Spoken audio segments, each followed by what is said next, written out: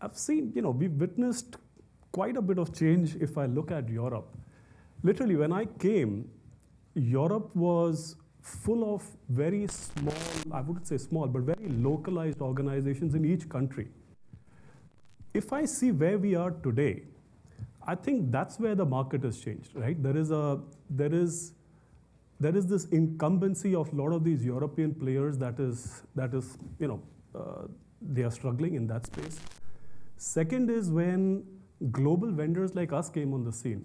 This was around 15, 20 years back. The main reason why vendors like us came in was purely for labor arbitrage, looking at cost skills. I see that market change, right? So Europe and EMEA typically is a complicated market, right? We've got over 100 countries. So the most important thing when I took over this role 6 quarters back was focusing our spend. How do we actually focus our spend? How do we focus our SGA in certain key markets?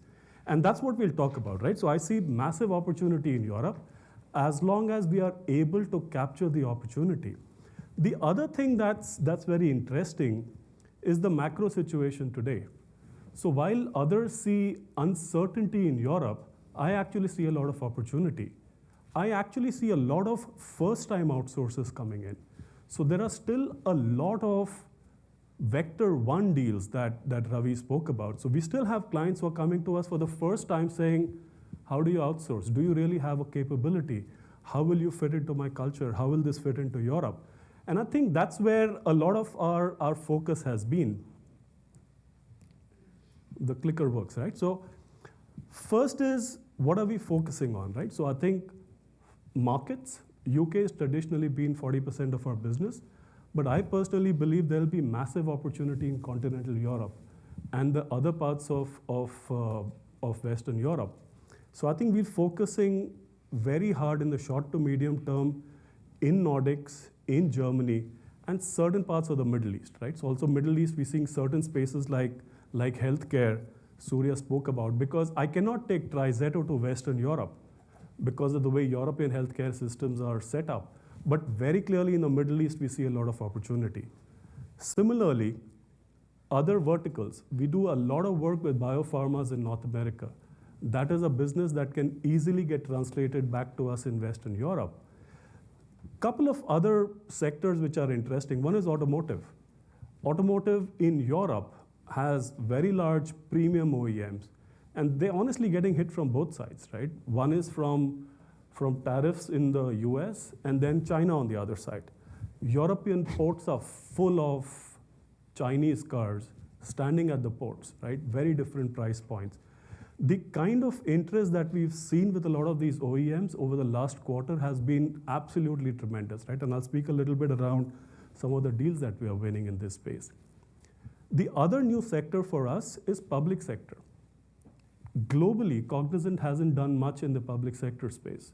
We started in the UKI, and I think it's amazing, right? We've in the last few quarters, we've ramped up to over 1,500 associates purely on site. They're helping improve citizen lives in central government, in defense, in healthcare. We are winning large deals in that space. I'll give you a couple of examples. I think we won $200 million deals in the last 2 quarters in the public sector space. Second is, we spoke about platforms, right? So think a little bit around how we are getting positioned in Europe.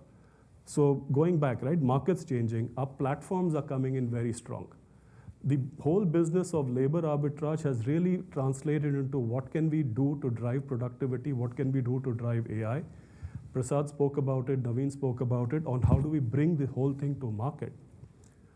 The third advantage, and this one is really unique for us in EMEA, are the acquisitions that we've done over the last 4 or 5 years.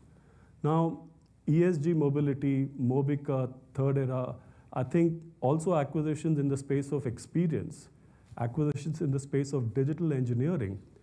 We've created 14,000 people in EMEA. And this whole ecosystem is working so well and so well integrated with our global delivery model. The client experience into working with Cognizant, our recognition as a brand has changed dramatically. And the last part is, how do I demonstrate how is it working? So if I bring your attention to the right side of the screen, first is renewals. We are seeing almost 90% of our clients renewing back with us. There is a lot of push towards driving automation and productivity. I think a lot of these we've discussed through the whole day. But the second thing that I'm seeing in Europe is a lot of that saving being translated into change projects. Discretionary spend in EMEA is quite high, right? We've done 35% more compared to last year. And we see that continuing in the medium to long term. I love the fact that our brand is getting positioned in some of our key countries very well. Our ability to drive new logos, create new clients, we've doubled that, right?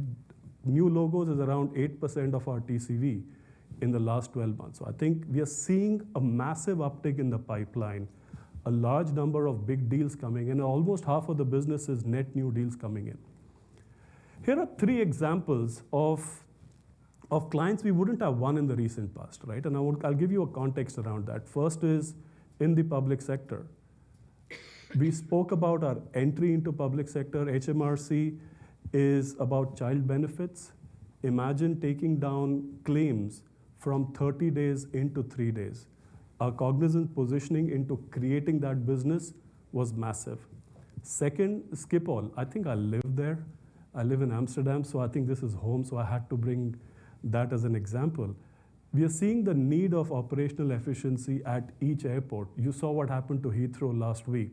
1 day of downtime, these guys haven't still recovered, right? So the need of operational efficiency is extremely high. Schiphol also has a lot of regulatory and data protection issues. They were looking at a very agile digital engineering company. So I think we brought in a lot of that skills from nearshore, which we wouldn't have been able to deliver otherwise. The last is demonstrating our ER&D skills. Vibha spoke about it a while back. Imagine almost real-time error detection and correction with over-the-air software updates. This is pure German engineering combined with global sourcing. The kind of experiences that we are now being able to bring to clients has changed dramatically. And that brings me to my final slide, right? So what is our right to win? Right? And that's my question of our focus. As we look at our chosen markets, we obviously have a very strong roster of clients in our chosen markets. I think we've got terrific references. But I think what differentiates us is the overall experience of working with Cognizant. Our ability to bring in the platforms end to end, our ability to go deep and establish trust in each of the geographies that we can deliver locally with similar cultures, with data requirements that Europe comes in, along with a global delivery approach, right? So I'm quite confident about the kind of opportunities we have. And let me end here.